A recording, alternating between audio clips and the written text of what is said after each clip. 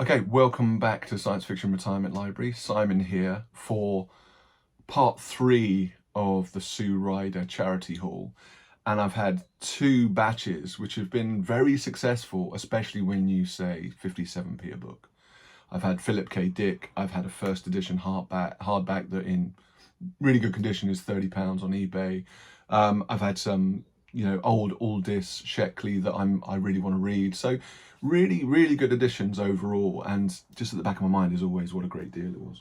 So I've got 2 of these batches left within the box below me. So they're both about the same size here.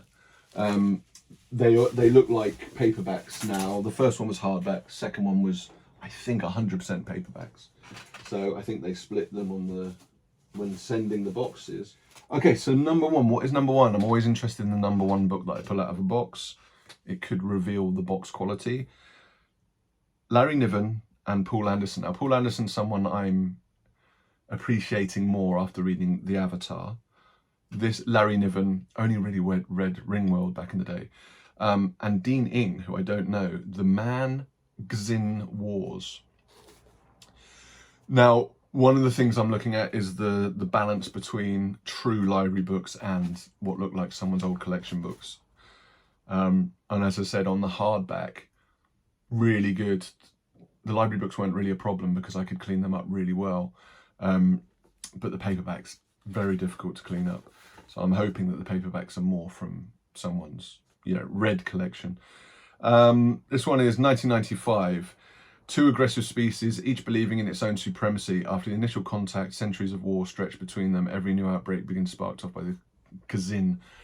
What I'm really enjoying at the moment in some of the sci-fi I'm reading is, and this is always the case, I think you'll agree, is how it relates to the current state of the world, right? And I'm one of those people that believes that in my 40 plus years I've been on the planet, I was expecting to be much further on in terms of closeness as a species, and mainly science being the driver of that, to be honest.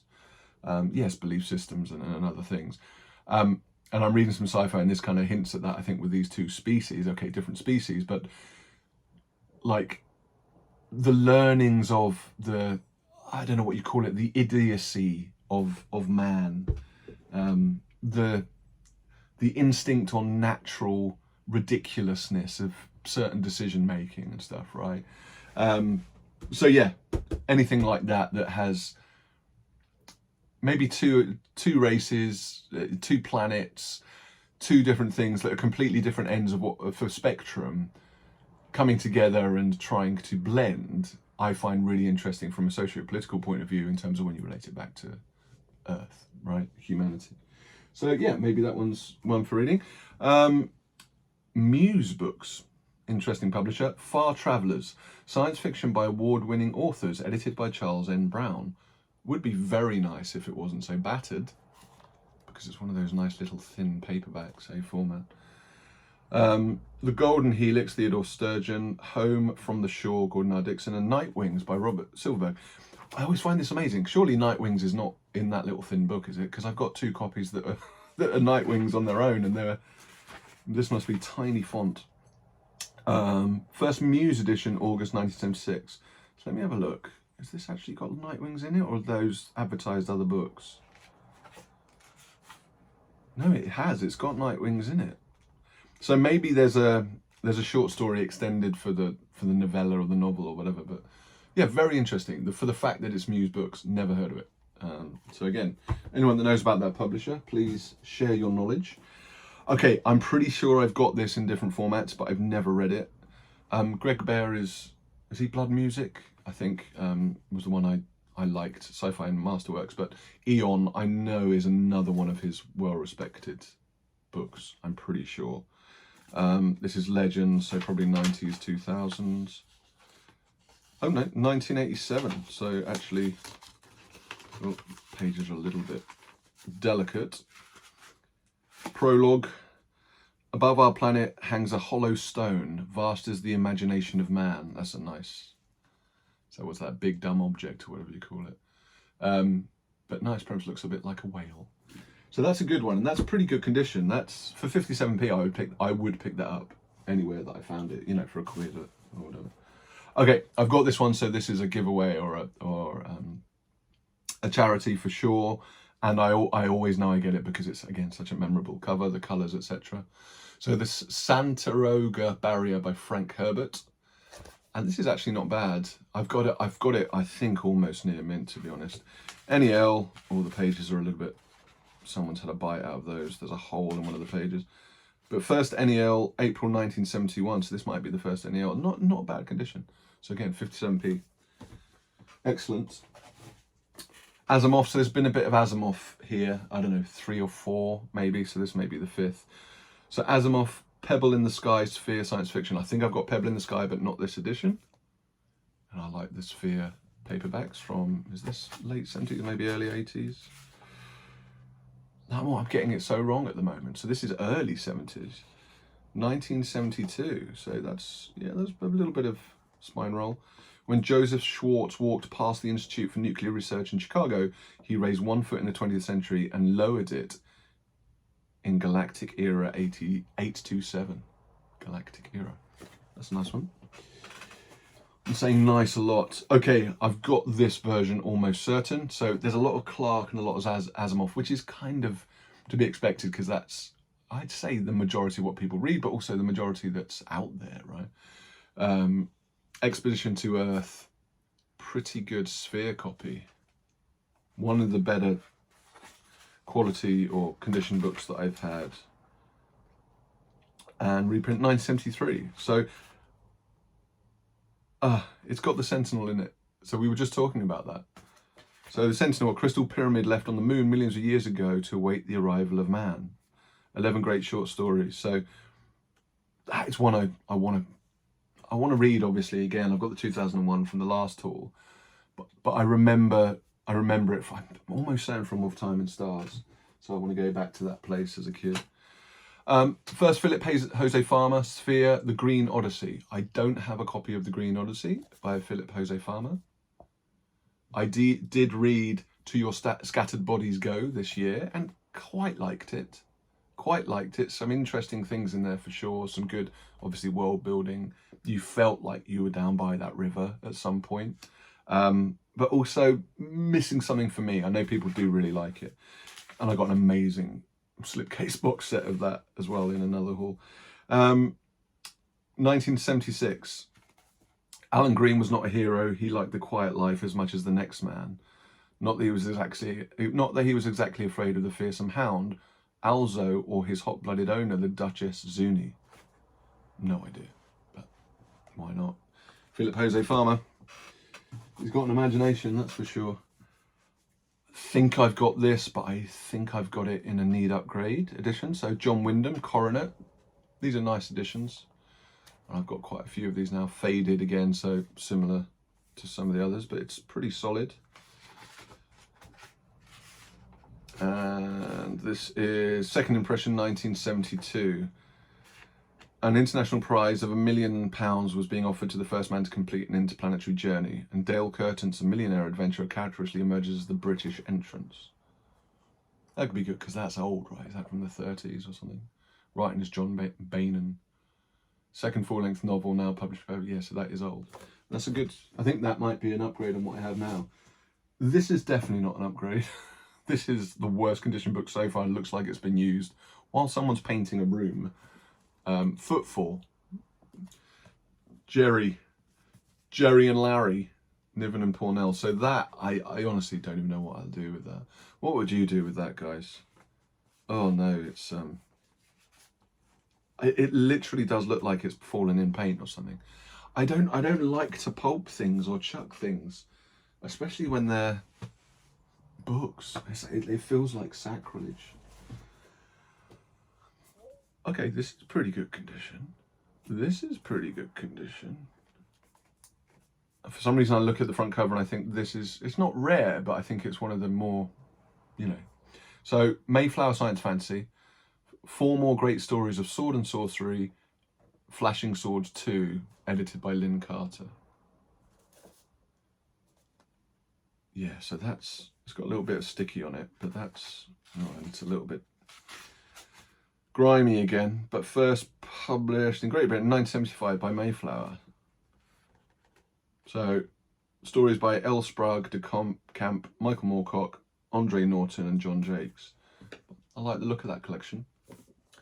I'll put that on the favourites pile. Okay, second Silverberg. But again, there was one in the first haul where someone decided to put a sticker right across the top. Like, who decides to do that? You can do it in so many different ways, right? Why would you put that withdrawn? And then someone's kind of drawn in it. Son of Man. So I don't really know this one. I don't think I've got a copy of this. Swept into the far future, the victim of a time flux, a man called Clay arrives on Earth. Man who fell to Earth, David Bowie-esque. Withdrawn, withdrawn. See, you've got withdrawn there. That's enough, surely. Disappointing, library people. First VGSF again, 1991, Essex County Library again. So there's definitely a theme. Yeah, I need to decide what I do with ones like that. This is better condition. This is definitely a reader. And a nice thing to have in your hands. Asimov Nemesis. I've heard of this. It came across my periphery back in the day. Tearing its way through space on a collision course for Earth is Nemesis. A fiery ball of destruction, a dwarf star as red as the colour of blood. That's good, and that's pretty good condition. It is still a little bit like, I don't know, where they've been stored, there's a bit of damp. 1990, Bantam. Okay, and that's the penultimate, so one left. Oh, actually, there's one book, sorry, that fell off. Judith Merrill, got a lot of Judith Merrill, chair squeak. Mayflower Dell, 10th annual SF. I've got a lot of these now, and I think I've got them in better condition, so I probably need to be strict now. I need to say, I used to do that when I was younger, school books only. I need to say, if I can't see myself reading that in my hand because it's too grimy or whatever, then I shouldn't keep it. But easier said than done. So how old is this? There's nothing. It says nothing. There are no dates. Oh, there's another page. No, there literally is nothing. Okay, need to find out about that. Australia, 80 cents. I don't know, late 70s again, Mayflower Dell. Let me know. So now we're on to the last package. Oh, if only I could actually be just a little, just own a little bookshop and potter around and do these things for work. I probably, if I was on my own, I probably would, but you know. Okay, so I said there were a couple of books that I saw. This was one of them. I didn't see that first edition. I didn't notice that on the lot. There were two books. This was one, and I haven't come across the other one, so that should be in this last package as well. But these are expensive. And I've just got this for 57p. I think I've only got 1 and 2 as well. So I need to check. I don't think I've got it. Have I got it easily accessible? I need to check, but I think I've only got 1 or 2. So this actually completes the trilogy, and it's 57p, and it's really good condition. So that is an absolute find and a half. Absolute find and a half. I don't know why these are so popular, so scarce. It's actually no introduction, nothing. When's it from? So yeah, I need to look that up. I'm intrigued by these in general. I think Outlaw Bookseller was talking about these a few months ago. But great. Part 3. That's definitely on the favourites. That's a good start. Oh, I thought it was White Fang. It's not, it's White Wing. Sphere Science Fiction, Gordon Kendall. Okay, it doesn't look too science fiction. It looks kind of more just military. Final Inspector. Something's Final Inspector. Okay, there's a bit of... it looks unread, just a little bit grimy again. First published Sphere Books, 1986, but that's really good condition. So not my cup of tea, I don't think. Planet Earth is no more, spectacularly atomized in battle with the alien Sajadi. Yet the remnants of humanity, the White Wing, still fight on an uneasy alliance with the Galactic League.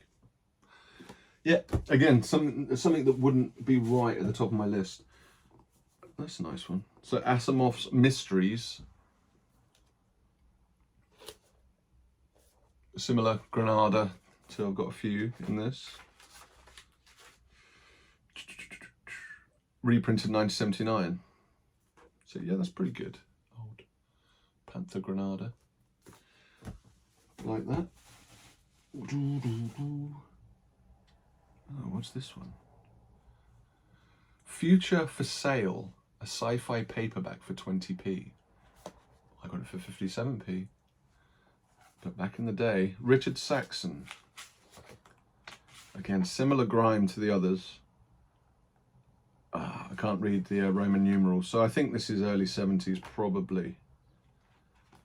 Can a man be sent into the future, he persisted, or, and his voice fell almost to a whisper, into the past. That's nice. What's the publisher? World Distributors. That became one of the biggies, didn't it? The Phillips Park Press. That's a really interesting one. I like that. Okay, what's this? Is this Sheckley again? Oh no, Joe Haldeman Mindbridge. So that's the second Orbit Haldeman. I think I got Forever War as well. I think I've got this almost mint. Yeah, I remember having and being really impressed with a version of this because a good cover again. And I'm pretty sure I've got an almost mint copy of this. But we'll need to check. So 1977, this is pretty good. It's grimy again, so the pages are grimy. What I mean is the brown spots, etc. Interesting. But still, 1977 Joe Haldeman Orbit for 57p. Okay, first Heinlein. At least first Heinlein in this box for sure. The Number of the Beast. I don't have this either. NEL, and I do like these kind of chunkier Heinleins. Wraparound cover. The long-awaited new bestseller from the Grand Master of SF. An enthralling combination of classic space opera and heroic fantasy. The Number of the Beast is a breathtakingly original masterwork from one of the acknowledged greats of the genre. The hype is real. Reprinted in 1985, first published 1980. So again, nothing wrong with that book. Really good condition, just kind of browny pages that make you feel a little bit ew. Anyway. I need to bring these up because otherwise my chair's going to squeak and people are going to moan. Oh, so this was the other one. The Illuminatus was on one of the two, and this is the second one. And unfortunately, it's not as nice as I wanted, but I don't have a copy of this, believe it or not. So Solaris, Lem Solaris, this is a hideous, it's very damaged, but it's my only version of Solaris. I've never read it. I've seen the Tarkovsky, I think I've seen the Clooney, to be honest, as well, back in the day. And I really wanted this to be a gem. And that's a great edition as well. Arrow, look at that cover. But look, oh, you win some, you lose some, huh? Arrow books from 1973. It was only first, oh no, it's 1961, and then Faber and Faber 1971. So one that I definitely want to read. I don't think I'll be reading that because I might feel a little bit sick, but a great book. I think that it's still definitely worth 57p, right? For the book itself, the edition, the cover. I read, I was living in hope that one was right up there. Okay, another Orbit. This one's good condition. Jerry Pournelle, High Justice. That's pretty good. Yeah, looks unread. So you go from that to unread. That's why I love these boxes. You just never know. Some people just don't care, right? They're just passing on books. They're getting books within a house clearance or whatever, or charity shop, putting them all together because they're sci-fi and then passing them on. That's what I find so interesting, is the gems within. And in almost every haul I've got, I've been pleasantly surprised. I'd say very high percentage. Futura 1980 originally. So technological dream or big business nightmare. The Pacific Ocean is a gigantic protein pasture feeding Earth's hungry billions. Monster icebergs towed from the Arctic irrigate the world's deserts. Monster icebergs. Okay, but it's about the sea, so I should put that on my list. I like that one. Please don't squeak, please don't squeak. Okay, I keep getting this one. I think I've even got a copy down there to pass on. For some reason, these Arthur C. Clarke and Gentry Lee ones, Garden of Rama, I think I've got a hardback of this. Look at that, that's been absolutely pummeled. Absolutely pummeled. £3.50, Forbidden Planet. Probably originally £3.50 and then gone to the cleaners. And again, I don't know what to do with that. Even my book press will not be able to get that. And would someone sit there and actually read that? And I can't, don't want to pulp it, don't want to pulp it. Okay, only a handful left, guys, and they look like there could be an Arthur C. Clarke abundance. So this one is a library book, The Other Side of the Sky. Classic stories from the Grandmaster. I thought Heinlein was the Grandmaster. I thought Asimov was the Grandmaster. The big three are in this haul. Full show. 1992, Fourth Impression. Again, they've ruined it with the sticky sticky. Science fiction of the finest quality, of course. So another Arthur C. Clarke. And here's another Arthur C. Clarke, absolutely pummeled again with a big withdrawn sticker. So there's been good and bad in here. Against the Fall of Night. Oh, it's Arthur C. Clarke and Gregory Benford. Oh, Against the Fall of Night, Arthur C. Clarke. Beyond the Fall of Night, Gregory Benford. Is it one of those kind of light writing experiments? Arthur C. Clarke's earliest extended works of fiction set in the very far future. In Benford's sequel, Alvin's Discoveries. Okay, so it's Benford writing a sequel to an earlier Clarke book. Genuinely, I'm interested in the book. I'm less interested in this 1992 battered copy with covered in plastic. Okay, how many have I got left? I have only got 2 left, so let's put them there. And one is Asimov, and it's covered in plastic. Oh, and it is the complete. Did I start with the Complete Stories Volume 2 or something? I think I did, or I've got one in this edition. So again, just a bit disappointing that it's covered in plastic and it is a bit grimy. But apart from that, I do like these editions. I do want these editions. And the last book is, okay, Frank June, I always say that. I've said that so many times. Frank Herbert, Children of June. I've got a big deja vu then. Now, did I get this edition in the slipcase? I think I got an earlier edition, but this is an NEL. Bit of writing in there. Okay, yeah, no, I think I've got an early edition. This is a reprint all the way up to 1985. So I've only read June. I'm not as keen to read all of the June like people seem to be. A little bit like Hyperion, like loved Hyperion, but I'm not. I've got to read the next book, and I think it's because you hear stuff online of different, qualities, and your memory of the first book is so lovely. Do you know what I mean? Anyway, not a bad book to end on. In terms of favourites, I've probably got 3 or maybe 4. Let me do it to 3. This one, because I don't know anything about the publisher, it looks pretty old, and it reminds me of those 5-star books that I really like, or 5 books, 5 and 5-star, the small publisher. So I need to look that one up. This one, because I for some reason I think it's a more collectible book than it seems. Could be completely wrong. And this one, just because, what a deal.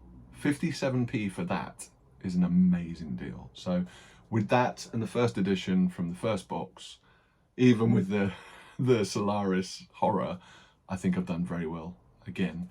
So very lucky man.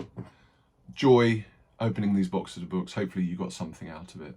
Something for a TBR or a cover that you didn't see. And thank you for listening to me rabbit on in one of my new favourite teas. Cheers.